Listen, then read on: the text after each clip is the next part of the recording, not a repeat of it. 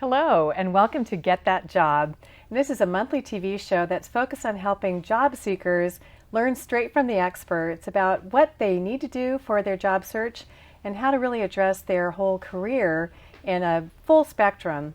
And I'm Sue Connelly, and I'm the host of the show, and I'm a founder of kitlist.org, which is a job seekers email list, and we have about 70,000 job seekers on the list. And our goal is to help people find great jobs. So we have two wonderful guests tonight who are going to really share with us the tips and tricks, advanced strategies for interviewing. It's a tough thing for everybody. And the whole purpose of this show is to really give people a chance to hear what some common mistakes people might be making and what some really smart things are that are helping people land excellent jobs.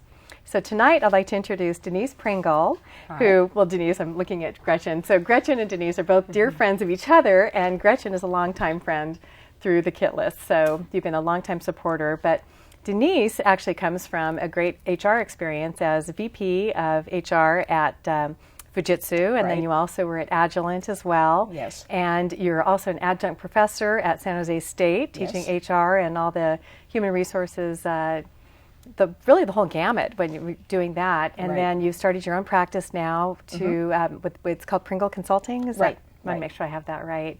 And again, advising people on their career search. And Gretchen Sand is a dear friend and very much fun, and I love your spirit.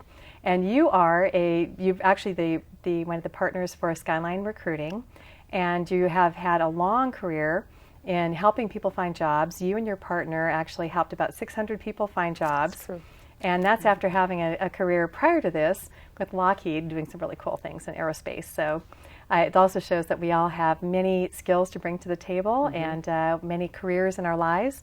And without further ado, let's talk about interviewing. Okay, all right. So just for fun, let's talk about what are some classic things that people have done to really blow an interview, and what you would tell people like, if I had a minute, just stop. And so share some either good stories or some things that you saw people trip up on. So my big thing is arrive on time. Actually get there early.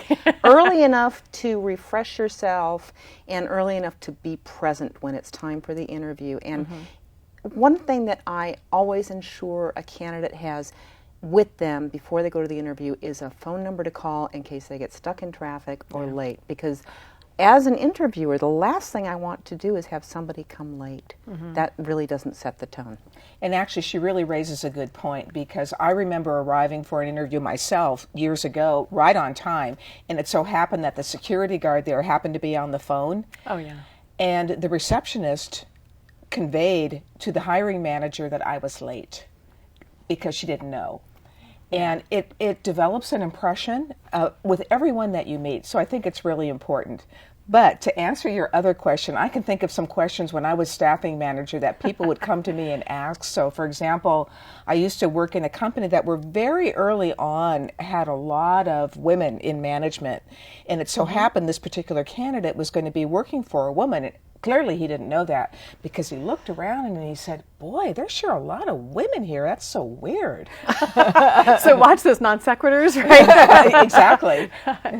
Well, actually in our notes, I think one of you had said that be good to everybody you run into. And it could be the guard in the front, or it could be someone walking in the door, because they all might be part of that interview process that you might know about. Indeed. And in fact, someone who became a client of mine as when I was just getting into recruiting, actually would quiz the receptionist. How did she treat you on the way in? Yeah, absolutely. Because that was one of her litmus tests for would I want her interviewing people for me. So.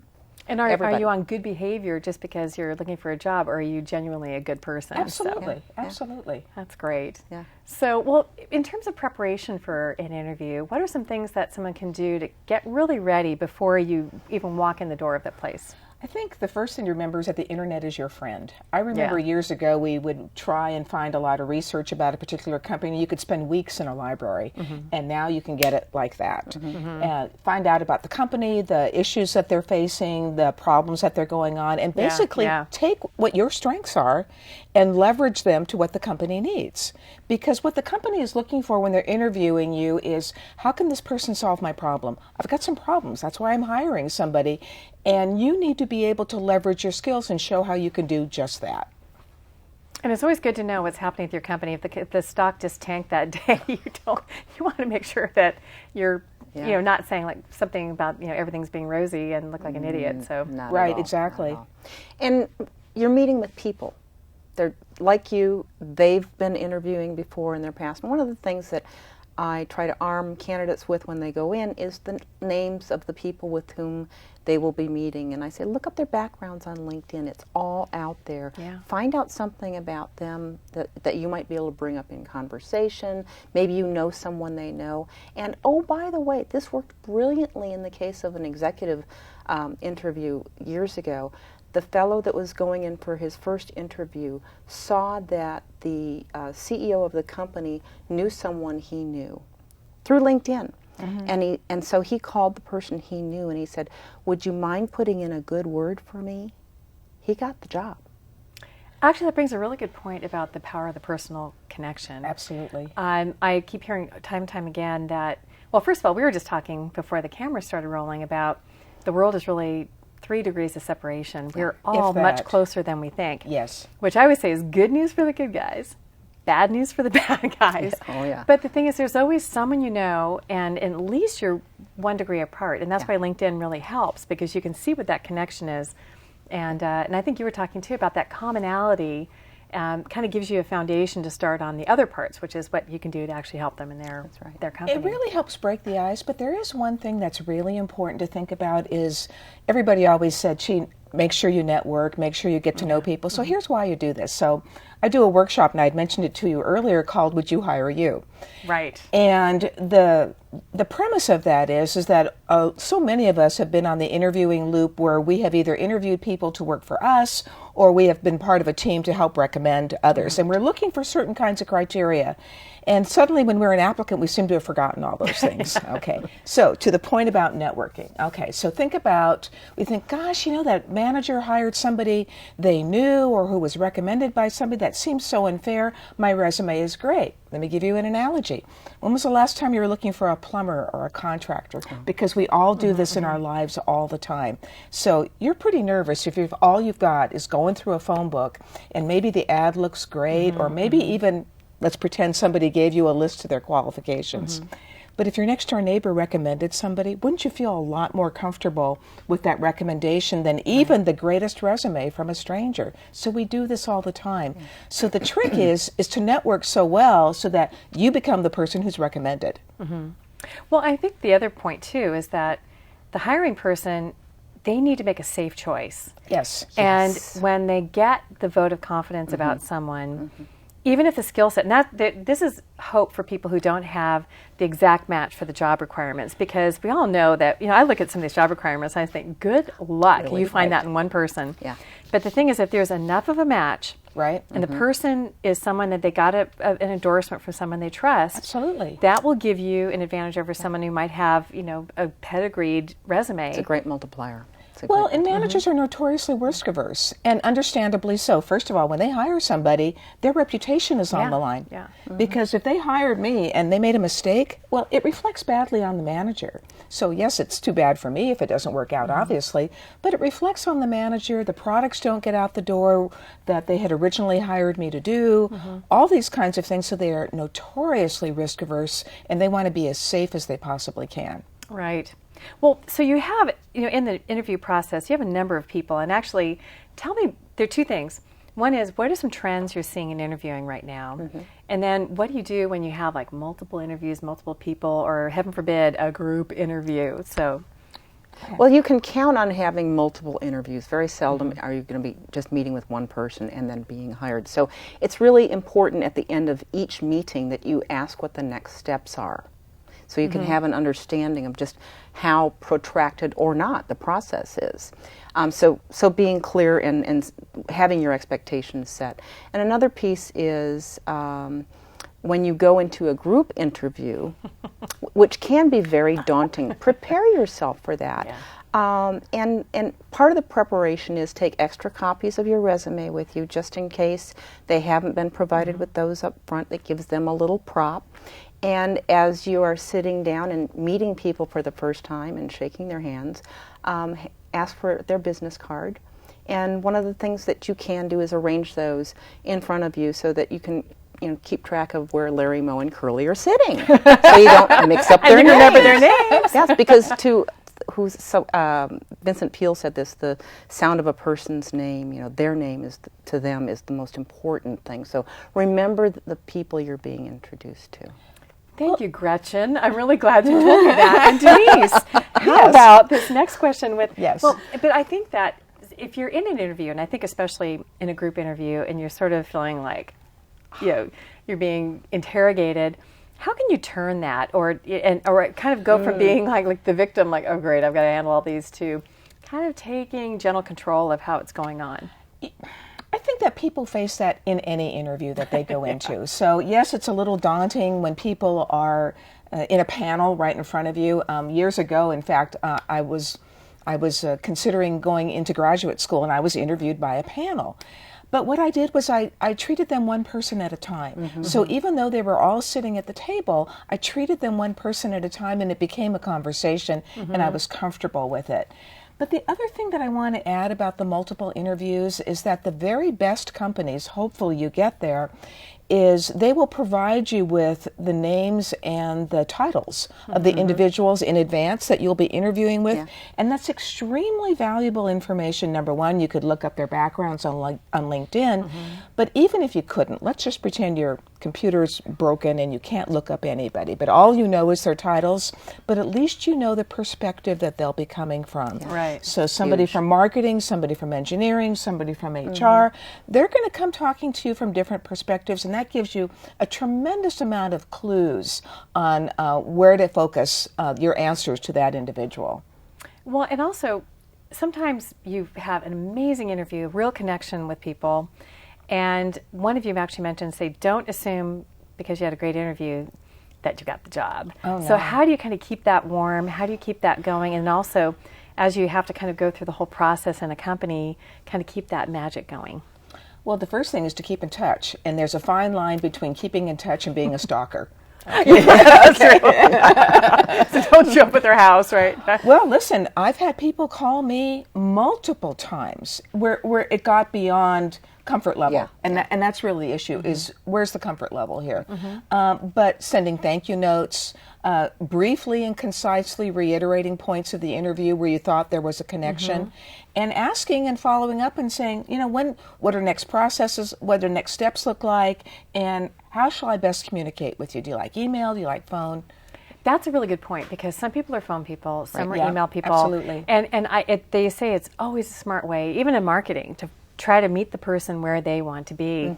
And also knowing how many touch points. So if you were to say what's good, do you follow up with a thank you note the day of your interview, the day after? Do you do an email? I really like it when people sleep on it and give some thought to it. So it's not just a terse pro forma thank you, but it's a thank you maybe with some content to it, that they thought about something and they have another question. And if you can ask another open-ended question in an email to someone with whom you've interviewed, you actually create an opening for them to give you input. And so you're creating a relationship, and you're also demonstrating how it is you communicate. And communications is going to be part of the success of that relationship forever. So you're creating that. Establishing that chemistry is so important. Going back to the risk-averse managers, does the manager feel comfortable with you? Right. That's huge. How can you uncover any hidden obstacles to their hiring you? Because someone might go, gosh, Gretchen, you're so great, I really like it. You're thinking, oh, but she might not have the skill in X, Y, and Z. And that might be the deal breaker for you, but you won't know. So is there a good way to extract what their reservations might be so you can address it in a positive way and turn it? Wow. That's a tough one. The first thing is you never want to put the manager on the spot. Right. And we may get to this as when the interview closes, what do you say? You would never say, so do I have the job? Don't do the presumptive close. Well, because it's How like, much does it pay? It's like a sales pitch, Yeah. Okay, so do you want to buy my folder here? It's not like that. You cannot put the manager on the spot. But have I answered all your questions? Right. Just ask that. Have I answered all your questions? Is there any other information I can give you? I want to make sure I've addressed everything you've asked me, and say it calmly and confidently. I think that's another key too, is the whole demeanor. I think that most people probably don't like interviewing for a job, and they'd rather be on the other side of the table.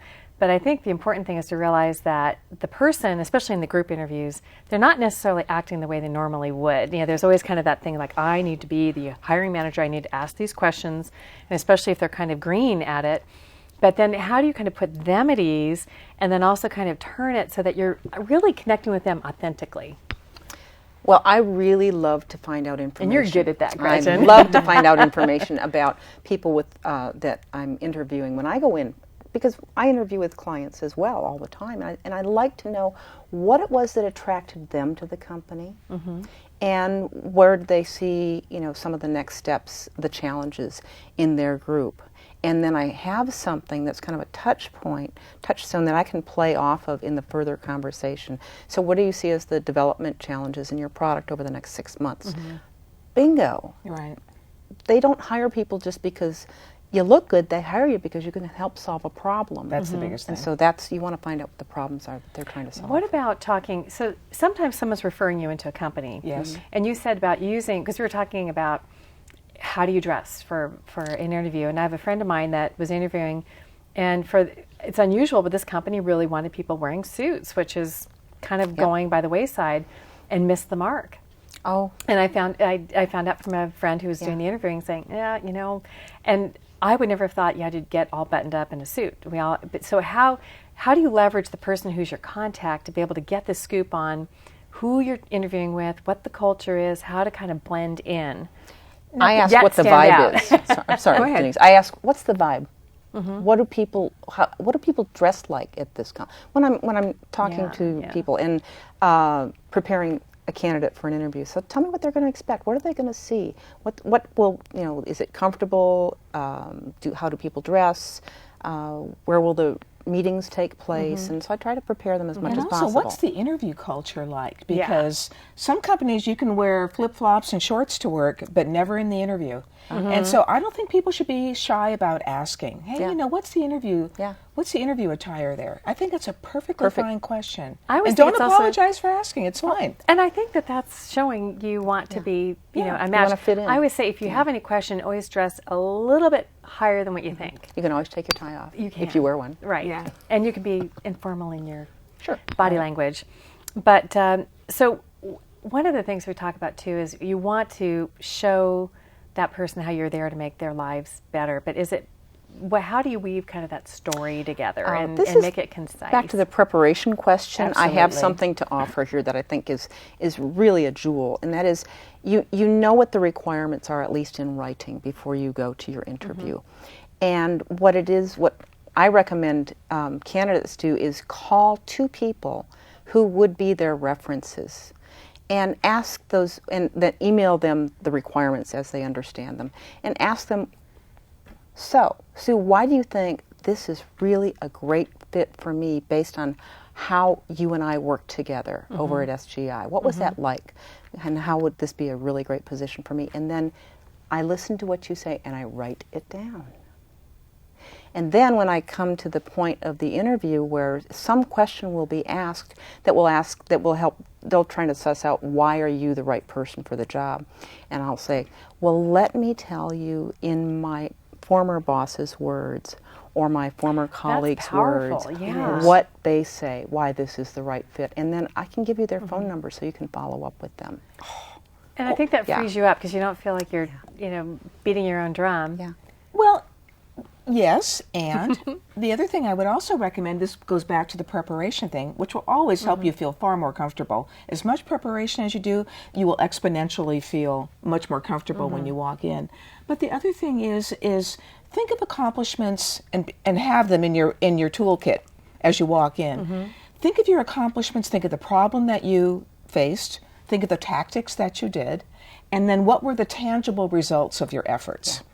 So rather than recitating a job description, talk about how you addressed problems and be concise and clear about them. Some people kind of ramble on forever, but you've got to be concise and clear. But if you can address what you faced and what you did, and you could tangibly articulate what the results are, then your manager is going to go, this person knows how to address a business problem.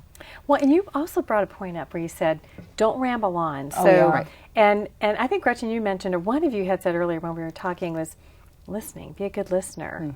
Because sometimes what's on that job description, it's not really written by the person who's actually doing the hiring sometimes. Absolutely. And things get kind of lost in translation. And that's actually your opportunity to find out what the real problem is. And it's hard because I think people feel like they need to pitch themselves. And it's so easy to ask about that. So I've got this position description, and it tells me a lot of just kind of the technical bar that I'm reaching here. But what are the real problems in your organization? Right. What are your challenges, and what's that like for you? Because very often you'll get a generic job description. Very often. And you go, okay, but specifically, how does this translate into really what you really need from this person? Because I'd like to be able to help you solve your problem. I think I can. And that's a perfect way to do that. And actually, when we talk about a lot of people who are doing the hiring haven't really done a lot of interviewing. And so, and we talk about some of the green ones, or maybe ones who just mean well but might ask an inappropriate question. But what happens when, kind of the classic one is like, so tell me, what are your weaknesses? And and how do you address that? Because you're supposed to spin it. I'm a perfectionist. I have such high standards. So one of the things that I could go back to is say, the manager I talked about earlier, what he would tell you or she would tell you is one of the things that we've worked on in my performance review and beyond is how I might do stand-up presentations better. And I've actually joined Toastmasters, and I've been working on that. And I have a lot more confidence now than I ever did 2 years ago. And I'm a stand-up comedian now. Yeah. But this so is you really turn it, good. so that's good. Yeah. So you took the feedback. But that's exactly it, because not only have you answered the question, but it also tells the manager that you are receptive to feedback and you work on it. So That's there's a actually lot really going good. on there. So that's really good. And to your point about inexperienced or not very good interviewers, I hate to tell you this, but 90% of the time that's what you're going to get. It really Right. is. Right. It's, of course, everybody at this table accepted. Of course. But we all have our bad days. So. But I think the really good thing about shows like this is that you don't have to be a victim of a poor interviewer. So rather than going home and going, oh gosh, that interviewer was so awful, I'm never going to get that job, how do you leverage the hand that you're dealt? Okay. And how do you gently guide a poor interviewer? How do you listen to an inappropriate question? Because that's going to happen. You need to be prepared for it. And 9 times out of 10, it's out of lack of training rather than maliciousness. Yeah. And so you have to not take it personally and think about what's behind the question. So if somebody says to you as a female, well, how are you going to take care of your small children? Which is, of course, a totally inappropriate question. Turn it into job-related terms, and you could say, I think you're asking me about if I'm comfortable with travel and if I'm available, and yes, I absolutely am. Oh, that's great. That's really good. Yeah. Well, what happens if, and we're starting to run out of time, so I want to make sure we kind of address some of the things when you feel like, I just said something really stupid. So instead of the interviewer doing it, you did it. Or if you just feel that the interview is just going south and you just have a feeling, how do you salvage that? Easy. I just said something really stupid, and I actually have another answer that I'd like to share with you, and this is it. Or I've given There you go. Or I've given your question more thought as I'm sitting here, and actually I've got more to add. So do you mind if I interject something here? Well, do you take it personally? We have here in the Valley, we've got all types. We've got the extroverts, we've got the introverts, we've got the engineers, you've got the marketing people. If you're a marketing person and interviewing with an engineering type person and you're not getting the connection that you think, is that a reason to feel like you've totally blown the interview? Or do you think you need to say, well, for an engineering type of personality, they are going to want facts and data so that they can justify the hiring purchase? Is that helpful, or? Maybe. I would caution about being too reliant on stereotypes and generalizations, but take a look at the body language. So I've interviewed with people where the interviewer is coming forward like this, and they're highly interested, and they're very demonstrative. And I've interviewed with others where they're shy and they're reserved. So it isn't so much their profession. I mean, you're probably right in a lot of cases, but try and look at their body language for cues. Because if you come on too strong, they're not going to feel comfortable with you. Or if you come off too reserved, they're going to think you're not interested.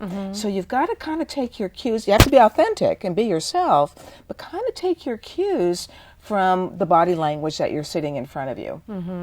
Well, it's so important, too, I think, to understand that the bottom line is you're dealing with people. And if you're making a personal connection with someone, and you never know, I've seen times when someone just lights up when you suddenly see a picture of their child playing soccer and you're talking about it. And I'm not saying in a calculated kind of way, but really authentically being able to connect with that person. Right. And then I think things tend to kind of fall into place after that. Right. So, well, in our final thoughts here, what would you do that, as you're leaving an interview, just to kind of finish on an up note with someone, what are some ideas that they can do? You stand up, you look at the person in the eye, you shake their hand firmly and say, I'm really interested in the job, I'm looking forward to working with you. Can you talk to me about next steps? Because I'd like to follow up with you. Great. Yeah. So, brilliant. Yeah. Yeah. And a big thank you. Thank you for your time today. Because there's always something else you could be doing. Well, and I think that there is maybe, even at that point, to address, is there anything else that we haven't addressed yet? Because I know that for interviews, sometimes they only have about 20 to 30 minutes, but then sometimes they'll sit down and blow the rest of the other times if they're really working. I'd like to give you my email address, so if you have any follow-on questions, you can ask. Yeah. Perfect. That's a good one. That's perfect. Yeah. So, and also I think it's really important too to be able to let people know that you are interested, because I think, in the fear factor, you sometimes end up just answering the questions and not kind of wrap it up beautifully. Right. And And in that note, I think we're going to be wrapping it up. I hope that I will be able to do this on time and appropriately. But I just want to thank both of you for sharing, again, your vast experience and expertise, and more importantly, for the people on the Kit List and people on YouTube who are going to be seeing this, who are looking for a job. Thank you for making it easier so that they can get the job when they get in there. You're welcome. Thanks, it was a lot of fun. Hey, thank you.